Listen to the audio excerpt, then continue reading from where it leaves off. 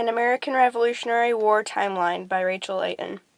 The American Revolutionary War began on April 19, 1775, with the battles of Lexington and Concord.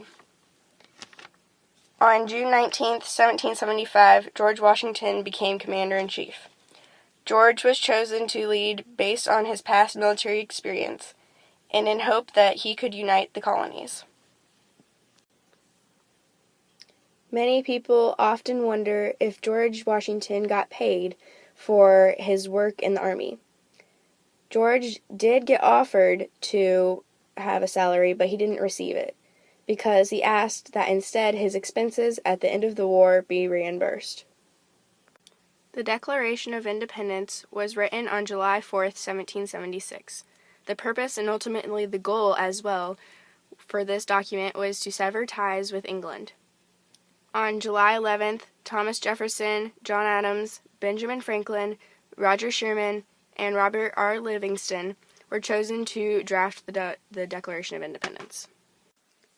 The Declaration of Independence helped other countries and gave them a model to follow. They influenced a lot of revolutions around the world, like the Mexican Revolt and the Haiti Slave Revolt.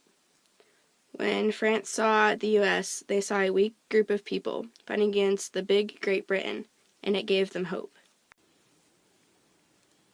The Articles of Confederation. On November 15, 1777, the Articles of Confederation were written. Then, several years later, on March 1, 1781, they were ratified. The original purpose of the Articles of Confederation was to unify and establish an effective government that would benefit each state. After a while, the Articles created a weak central government, but left all the power with the state governments. Over time, this became a problem, because there was no central body of unbiased people helping to make important decisions and laws.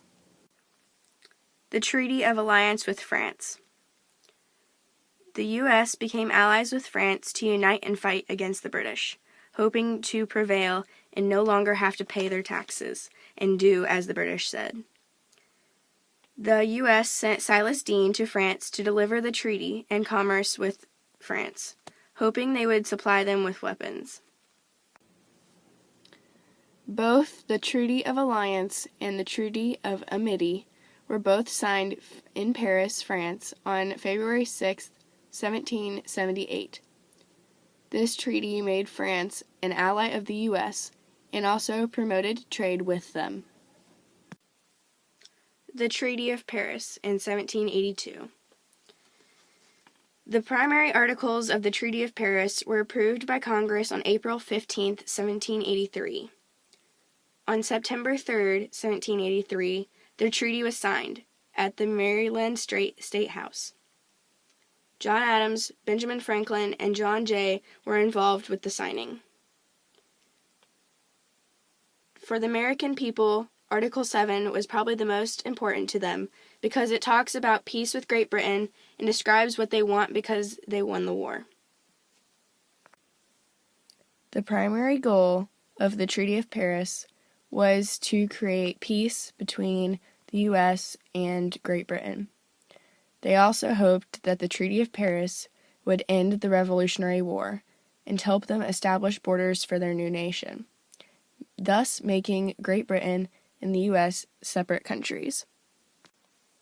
The Federalist Papers. They first appeared in 1787 and in 1788. The first edition of the Federalist Papers was not published until 1818. James Madison, Alexander Hamilton, and John Jay all helped write the series of essays. A series of 85 essays made up the Federalist Papers. The essays originally appeared anonymous and under the name or the alias of Publius, so at the time no one knew the true writers. The name Publius was originally Roman and made in the honor of the Roman consul Publius Valerius Publicana. The Federal number 84 in the Federalist Papers was an objection to the proposal of the Bill of Rights, because the appointed writers were afraid that people in the future would think these were the only rights they had to abide by. A Federalist is a member or supporter of the Federalist Party and of the Federalist government. The Constitution of the United States in 1787. To ratify means to sign or to give formal consent to a treaty, contract, or agreement, thus making it valid. The Constitution was ratified September 17, 1787, in Philadelphia. It took 6 months for all of the colonies to sign the treaty. During this time in history, the central government had the most power because they were in control of the land, were the most wealthy, and owned slaves. The Senate was considered unfair and biased because of their social status and the say they had in the government. Women and slaves, who made up more than 40% of the population, had no say in the government whatsoever.